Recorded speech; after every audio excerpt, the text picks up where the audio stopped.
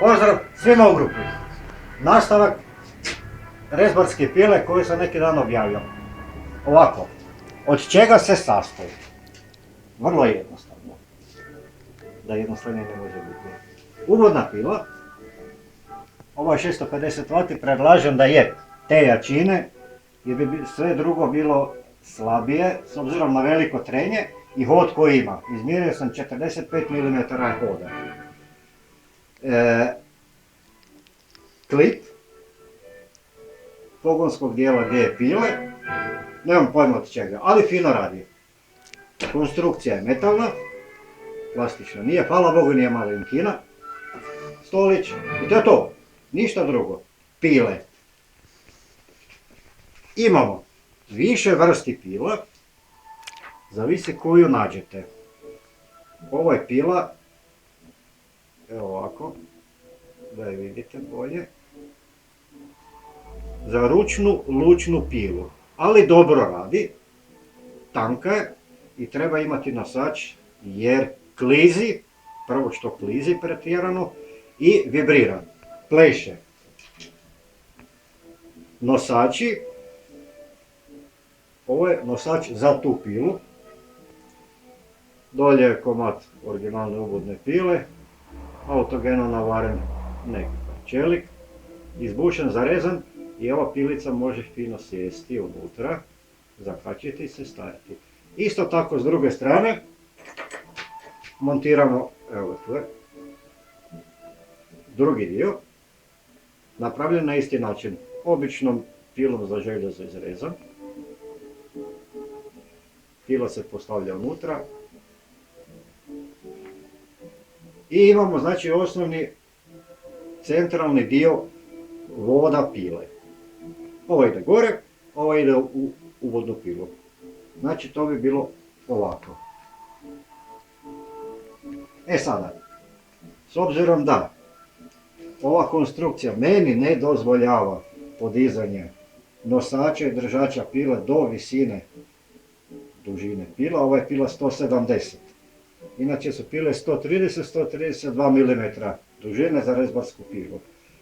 Montirao sam 132 mm pilu koja je inače za rezbarsku pilu, bez dodatnih učvršćivača, vodilica ili nekakvih pomagača za tu pilu, da se ona ne pomiče prilikom rada. E, sad ćete vidjeti kako to sada fino radi.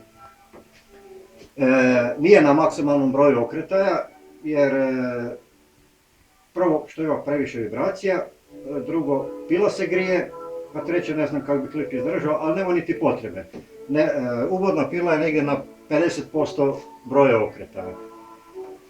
U usporenom dijelu evo kako se ponaša ovaj klip.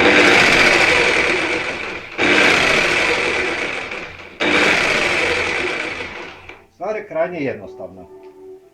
Da vidimo kako to bude sada radilo.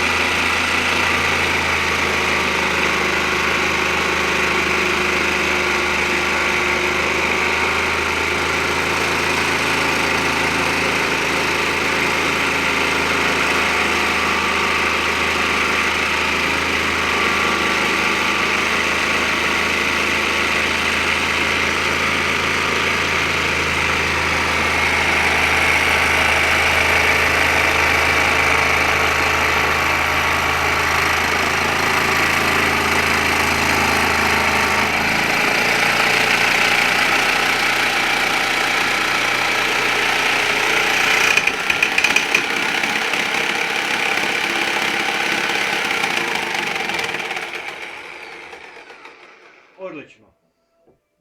To sam htio napomenuti kasnije. O čemu se ovdje radi? Radi se o sljedećem. Ovo je bila eksperimentalna postava. Pile koja nije za to. i nije učvršćena. Ona se je držala u ovom slučaju s jednom običnom šelnom u zarezu ovoga materijala. Evo, kao što vidimo, ona ide van i nigdje nije učvršćena. Dakle, još preostaje jedino učvrstiti tu pilu navojem i imbus ključom koji će nju fiksirati. Uglavnom vidjeli ste kako funkcionira taj dio klipa i taj dio pile. Unutra se nalazi tlačna opruga koja vraća pilu nazad. I da ne bi bilo sve idealno, mora biti nešto kontra, tako da se vidi da i greške su te koje utječu na sam posao. Evo, pristupam montaži ovog dijela osigurača protiv iskakanja pile. Rupu smo napravili, šaraf je malo prekratki, ali ne veze. Da vidimo kako će to funkcionirati. Pilu smo zarezali, sjeda u prorez.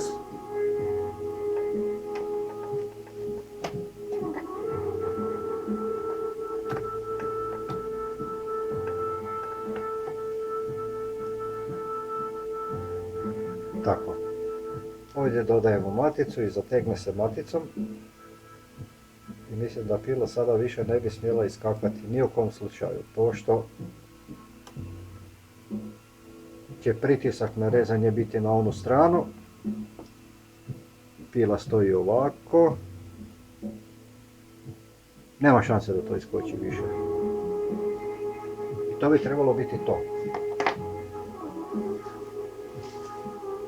Evo da to malo podrobnije snimim. Detaljnije. Pilica je dobila kajlu.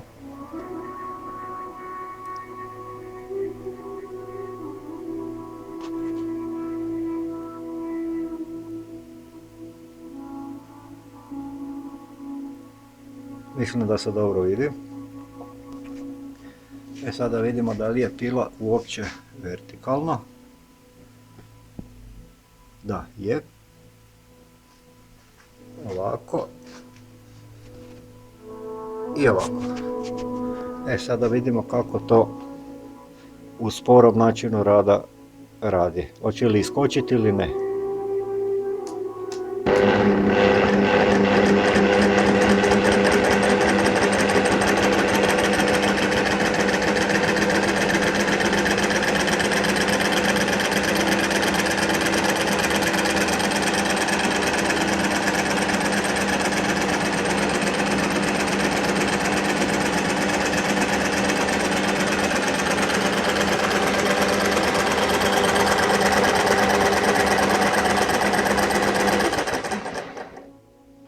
To meni izgleda čisto dobro.